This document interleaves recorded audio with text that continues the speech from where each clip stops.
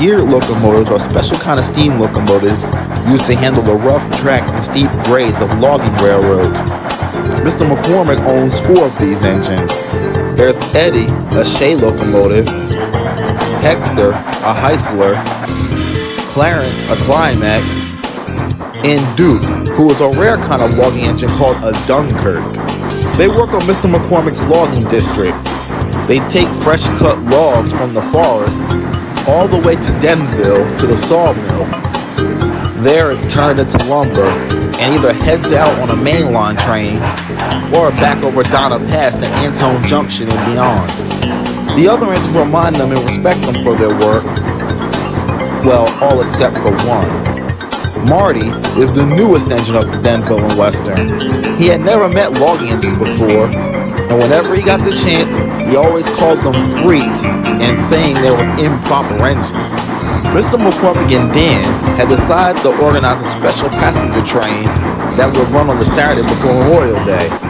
And they also agreed there would be a good idea to have all the logging engines quadruple head on the special. This whole arrangement made Marty cross, and he made that well known. I don't understand why McCormick and Dan would allow those 4 freights to pull a passenger train. I've never once heard of a logging engine pulling a passenger train.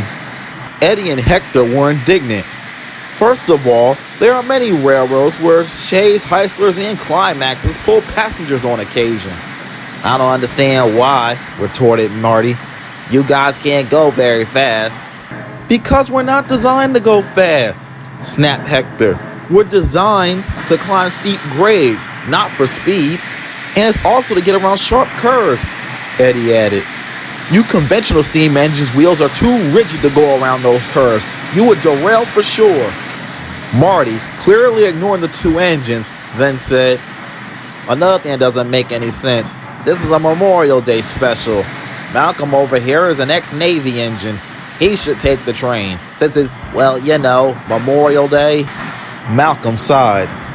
Okay, well, I do agree with that, Malcolm said carefully. Marty smirked, thinking Malcolm was on his side. But I'm happy for Eddie, Clarence, Hector, and Duke. They deserve the nice passenger run. Marty, furious, puffed away. Eddie and Hector roared with laughter at the K-28's frustration. 2 days later, Marty was resting in the shed. It was his day off, and he was enjoying the time alone. Just then, Dan walked up. Marty, I need you to do me a huge favor. I need you to push those coal cars at the top of the coal ramp for me. I thought that's what Dean was for, said Marty. I have Dean, along with Vincent and Dominic, covering the logging operations while the geared locomotives get a mechanical inspection and a good cleaning at Harmon Works. But I'm not meant to shunt, Marty protested. I'm the road foreman of engines, said Dan sternly, and you will do as I say. And Marty begrudgingly did. Marty coupled up to the coal cars with a loud bump. Hey, cried the coal cars, watch it. Oh, shut up, snapped Marty as he pulled them away. Marty pulled past the switch and began to shove them up the ramp.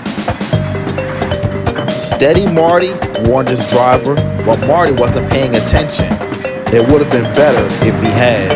Help! Help! Wailed the freight cars.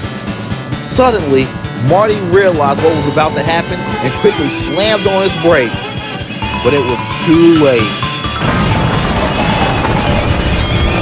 The coal cars tumbled off the edge of the coal dock and crashed into the ground, spilling their coal everywhere. Marty stopped with one coal car remaining on the rails. What have you done? Said Khadijah crossly. You've trapped Jorge and I in this siding. Not only that, he ruined my brand new coat of paint, cried Jorge. Whoops, sorry, said Marty sheepishly. Larry arrived to pull Khadijah and Jorge clear. Marty stood by with the steam shovel to rescue all the spilt coal, and Fredrick stood by with the wrecker to re-rail the damaged freight cars. Dan quickly notified Mr. McCormick, and he was not happy. What the hell were you thinking? Asked Mr. McCormick. I guess I wasn't thinking, sir, Marty answered. Well, that was obvious, answered Dan. Marty just looked down at his cowcatcher as Dan and Mr. McCormick proceeded to rip him to pieces. The next day was the day of the special excursion train pulled by the logging engines. They stood proudly at the station platform, waiting for their passengers to board. But before they were to leave, Lewis and Marty were to take the last freight train of the weekend over Donna Pass. Marty was furious. Not only was he assigned to the freight train instead of having another day off, he had to be the rear helper. I don't understand why you're groaning, said Lewis unsympathetically. If you hadn't have been stupid yesterday, you probably wouldn't be on this train with me today. Marty didn't say anything, and with a loud blast of Lewis's whistle, they departed.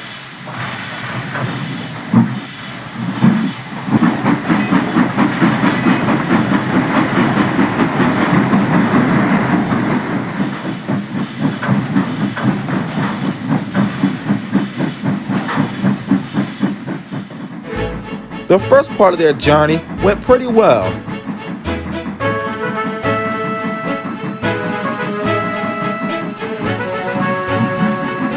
However, when they began to climb, Lewis felt like he was pulling mostly the whole train on his own.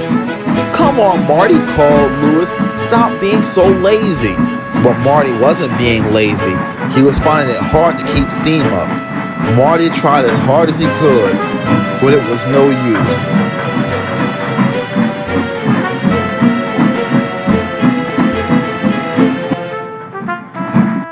The two engines came to a stop halfway up Donna Pass. What's wrong, Marty? Called Lewis. I think I took on a bad load of fuel oil yesterday. I can move on my own, but I'm useless with this heavy train. Meanwhile, Eddie, Hector, Clarence, and Duke were having a wonderful time pulling their train, and so were the passengers. As they passed through Brook Station, they saw the freight train stopped on the line ahead. I wonder why they stopped, Clarence wondered. I don't know, said Eddie, but I'm about to find out. They stopped just short of the caboose. What's wrong? Asked Eddie's driver. Marty took on a lot of bad fuel yesterday. He's too weak to help Lewis with the train. Eddie thought for a moment. I can help you guys, he said.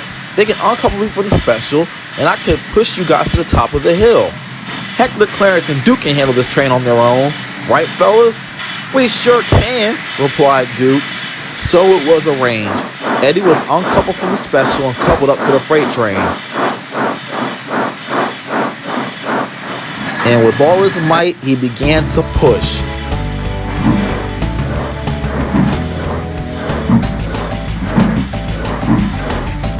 And Lewis in front pulled as hard as he could. And Marty helped as much as he could, but he was careful not to puff too hard in case he caused real damage to himself. The passengers enjoyed the show. They took a bunch of photos and videos. They soon reached the summit at Donna Pass. Marty was cut out of the freight train and ran light ahead to Antone Junction. Lewis then left with the freight after taking on water, and then the geared engines departed.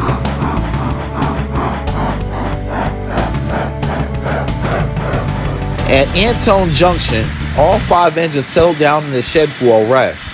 The bad oil was drained out of Marty's tender and fresh oil poured into it. Listen, Eddie, thank you for helping us back there. Oh, no problem, smiled Eddie. And to all you geared engines, I'm sorry I called you guys freaks. I see how useful and strong you guys are now. Apology accepted, and thank you, replied Clarence. Dan walked up to the sheds. Okay, Lewis, Marty, your train back will be just empty tank cars. Excuse me, Dan, said Marty. Yes, Marty, replied Dan. Why don't you have the geared engines pull our freight train and Lewis and I pull the passenger train? I'm pretty sure it'll be a good show for the passengers. I like the sound of that idea, smiled Dan. I'll go talk it over with McCormick. He did, and McCormick agreed that would be a wonderful idea. So, Lewis and Marty took the excursion train, while the geared engines took their freight train. And the passengers did love the good show of the shades pulling the freight.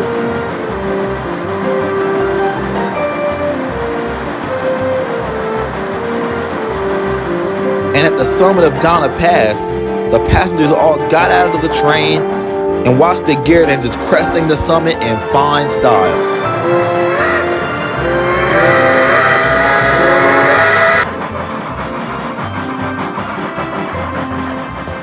Marty drifted ahead of the trains toward Denville. Lewis took his place on the freight train, and the logging engines coupled back up to the passenger train for the trip back to Denville. They pulled into the station to meet their train home.